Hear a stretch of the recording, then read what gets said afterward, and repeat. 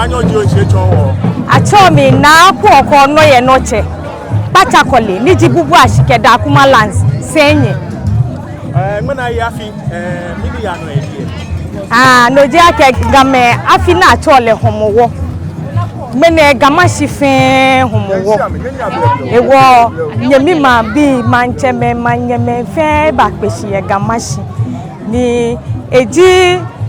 festival ko ni wofio nike noya ke ekomefe mu ba ewo ka ebale ake aye afiye be fe na ye mi fe ano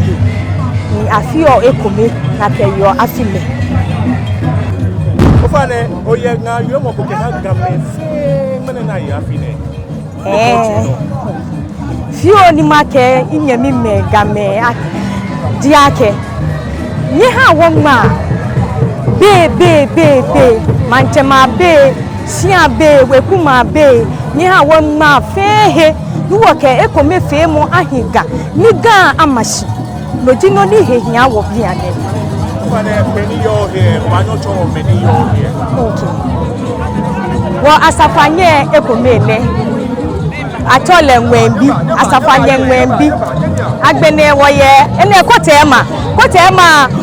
de amasama esika ke ekotema not kaneshi senye lene ko kwense egbe woye akolu manye akolu senye pachakole manye manche ke